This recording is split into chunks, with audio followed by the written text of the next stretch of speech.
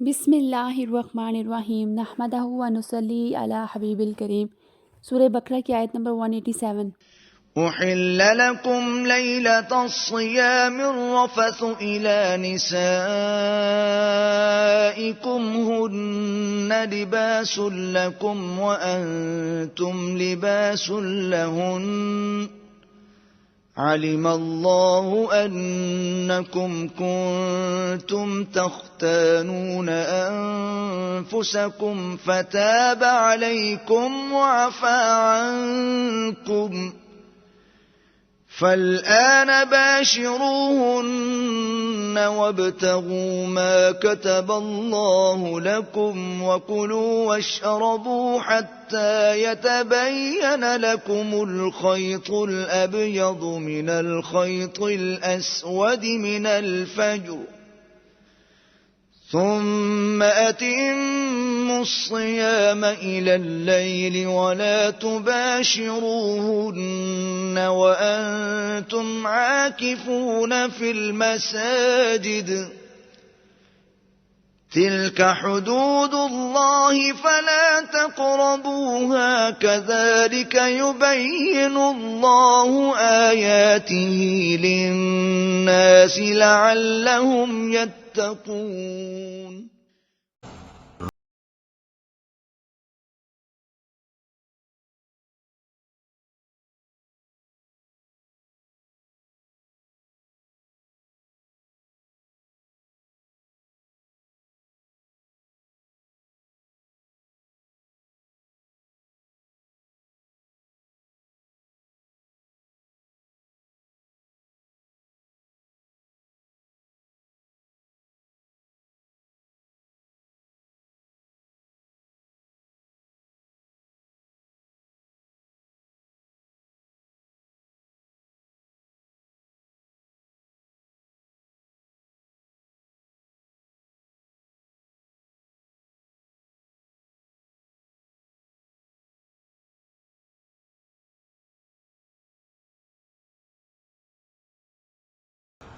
اچھا، اس آیت کریمہ میں اللہ تعالیٰ نے ماہ رمضان کی روزوں کے متعلق چند اہم مسائل کا ذکر کیا ہے، ٹھیک ہے۔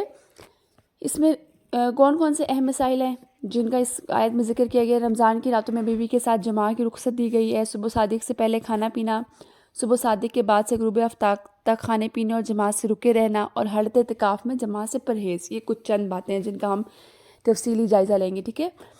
اب اس آیت کا شان نزول کیا ہے کہ سابقہ جو شریعتیں تھیں ان میں افطار کے بعد کھانا پینا، مجامت کرنا نماز عشاء تک حلال تھا، اس کے بعد نہیں تھا۔ نماز عشاء کے بعد شب میں یہ سب چیزیں جو ہے وہ حرام ہو جاتی تھیں۔ یہ حکم جو ہے وہ زمانہ اقدس تک باقی تھا۔ بعض صحابہ سے کیا ہوا کہ رمضان کی راتوں میں عشاء کی نماز کے بعد مباشرت وقوع میں آ گئی، ان میں حضرت عمر رضی اللہ تعالیٰ عنہ بھی شامل تھے۔ اب اس پر وہ بہت نادم ہے اور درگاہ رسالت میں عرض کیا تو اللہ تعالیٰ نے ان کو معاف فرما دیا، اور تب یہ آیت نازل ہوئی اور بیان ہوا کہ آئندہ کے لیے رمضان کی راتوں میں مغرب سے صبح صادق تک مجامت کرنا حلال کیا گیا۔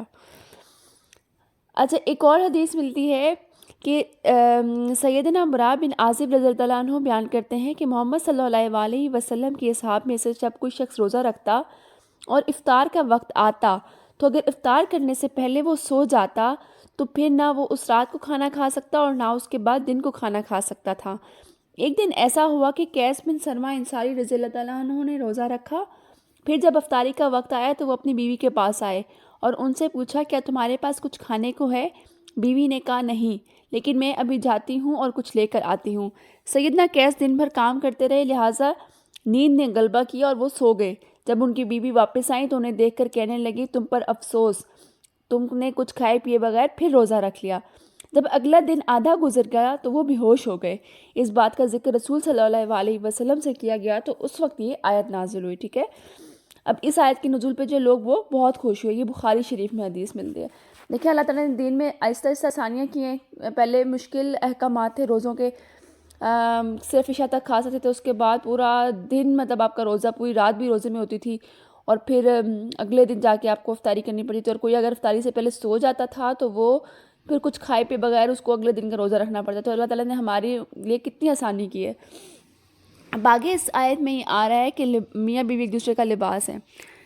دیکھیں جس طرح لباس آپ کو سردی گرمی میں گرد و غبار سے حفاظت کرتا ہے، اسی طرح میاں بیوی جو ہیں وہ ایک دوسرے کے لیے لباس ہیں، ایک دوسرے کے رازیں عیوب جو ان کے عیب ہوتے ہیں ان کو چھپاتے ہیں، ایک دوسرے کی اچھائی کو، ایک دوسرے کی برائی کو چھپا کے رکھتے ہیں، بلکہ اچھائیوں کو تو بتانا چاہیے، برائیوں کو چھپانا چاہیے۔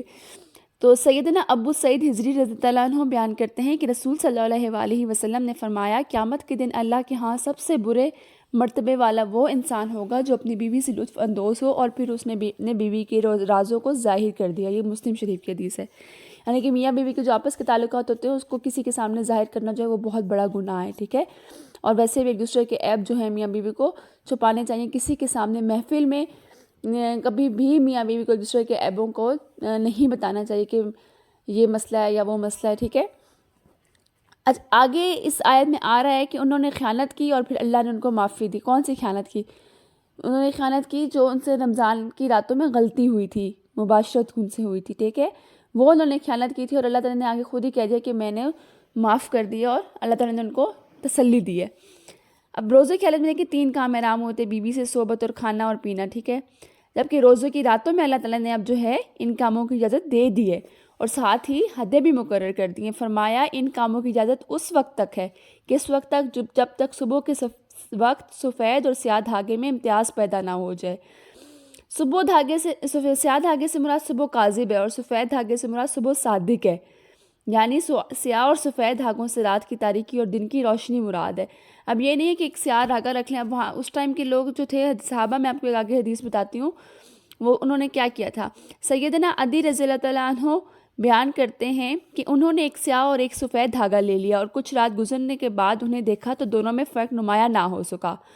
جب صبح ہوئی تو انہوں نے عرض کیا، اے رسول اللہ، میں نے 2 دھاگے اپنے تکیے کے نیچے رکھ لیے تھے۔ آپ صلی اللہ علیہ وسلم نے فرمایا، پھر تو تمہارا تکیہ بہت بڑا ہوا کہ سفید اور سیاہ دھاری تمہارے تکیے کے نیچے تھی۔ یہ بخاری شریف کی حدیث ہے۔ یعنی کہ انہوں نے یہ سمجھا، جب یہ آیت نازل ہوئی تو جو صحابہ کرام تھے انہوں نے یہ سمجھا کہ بھئی ہم 2 دھاگے سفید اور کالا رکھیں گے اور جب تک ان کے درمیان فرق واضح نہیں ہو سکتا تب تک ہم جو ہے وہ کر سکتے ہیں، کھا بھی سکتے ہیں، ٹھیک ہے۔ لیکن آپ صلی اللہ علیہ وسلم نے دیکھیں کتنا پیارا انہوں نے مزاح میں ان کو کہا کہ اگر تم نے اپنے تکیے کے نیچے سفید اور سیاہ رکھ لیا تھا تو وہ تو مطلب دھاری ہے، دن اور رات کی تاریکی اور اس کا ہے، اللہ تعالیٰ نے مثال دی ہے، تو اس کا اگر تم نے وہ نیچے رکھ لیا تو پھر تو اس کا مطلب ہے تمہارے تکیہ بہت بڑا ہے کہ تم نے دن اور رات کو اپنے تکیے کے نیچے رکھا ہوا ہے۔ اچھا، اب میں آپ کو نا یہاں پہ تھوڑے سے جو ہوتے ہیں چھوٹے چھوٹے مسائل ہوتے ہیں جو ہمیں نہیں پتہ ہوتے عمومی طور پہ، تو وہ بھی میں آپ کو بتا دیتی ہوں تاکہ ہمیں یہ ساتھ ساتھ یہ چیزیں بھی کلیئر ہوتی جائے۔ اب سحری جو ہے نا، اس کی سحری کے بغیر روزہ تو آپ کا ہو جاتا ہے، لیکن اسلام میں سحری کی فضیلت بیان ہوئی ہے کہ سحری کرنی چاہیے۔ سیدنا عمر بن عاص رضی اللہ عنہ سے روایت ہے کہ رسول صلی اللہ علیہ وسلم نے فرمایا، ہمارے اور اہل کتاب کے روزوں میں فرق سحری کھانا ہے۔ یہ مسلم شریف کی حدیث ہے، ٹھیک ہے۔ اسی طرح سیدنا انس بن مالک نے اب اکثر ہم لوگ کیا کرتے ہیں، بہت زیادہ لوگ یہ غلطی کرتے ہیں کہ جب تک اذان ہوتی رہتی ہے وہ کھاتے پیتے رہتے ہیں، مطلب کہ سحری کے ٹائم ختم ہو گیا۔ اب یہ آپ نے بات یاد رکھنی ہے کہ سحری کے ٹائم اور اذان کے ٹائم میں فرق ہوتا ہے، کتنا فرق ہوتا ہے وہ بھی میں آپ کو بتاتی ہوں۔ تو آپ لوگوں نے یہ بات مائنڈ میں رکھنی ہے کہ آپ اذان تک نہیں کھا پی سکتے۔ جو انسان اذان تک کھاتا پیتے رہتا ہے وہ اپنے روزے کو ضائع کر بیٹھتا ہے، اس کا روزہ باطل ہو جاتا ہے، اس کا روزہ نہیں ہوتا۔ تو یہ اس چیز کا بہت خیال رکھنا ہے۔ سیدنا انس بن مالک نے زید بن ثابت سے روایت کیا ہے کہ ہم نے رسول صلی اللہ علیہ وسلم کے ساتھ سحری کھائی، پھر ہم نماز کے لیے کھڑے ہو گئے۔ انس رضی اللہ عنہ کہتے ہیں کہ میں نے سیدنا زید سے پوچھا کہ اذان اور سحری میں کتنا فرق تھا۔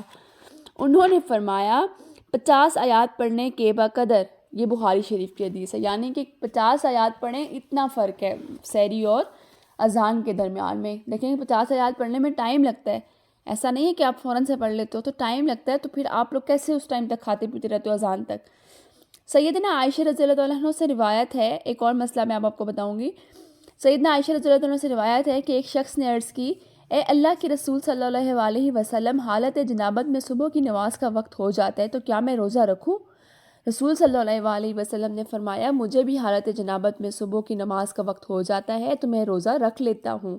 یہ مسلم شریف کی حدیث ہے، یعنی کہ اگر آپ پہ غسل جنابت فرض ہے لیکن آپ روزے کا ٹائم ہے، آپ روزہ رکھ سکتے ہو، ٹھیک ہے۔ ایسا نہیں ہے کہ آپ اس بہانے سے آپ روزہ چھوڑ دو کہ میرے پہ غسل جنابت فرض ہے تو میں روزہ نہیں رکھ سکتا، ٹھیک ہے۔ اچھا، اب آخری جو پارٹ ہے اس آیت کا اس میں ہے کہ اعتکاف کا ذکر آ رہا ہے. اب اعتکاف اور رمضان سے خاص تعلق ہے. اعتکاف جو ہے وہ آخری عشرے میں کیا جاتا ہے. کچھ لوگ 3 دن کا کرتے ہیں, کچھ 5 دن کا, کچھ 21ویں روزے سے بیٹھ جاتے ہیں. ٹھیک ہے, اب اعتکاف کے احکام کی طرف ادھر اشارہ آ رہا ہے. اعتکاف کے معنی کیا ہیں کہ اپنے آپ کو کسی جگہ پہ روک کے رکھنا. اب اعتکاف کی دیکھیں, ویسے انہوں نے بتایا کہ روزوں میں جو ہے اپنی بیوی کے ساتھ ہم مباشرت کر سکتے ہیں, لیکن اعتکاف کی راتوں میں مباشرت جائز نہیں ہے. اور مردوں کے لیے اعتکاف جو ہے وہ مسجد میں ضروری ہے.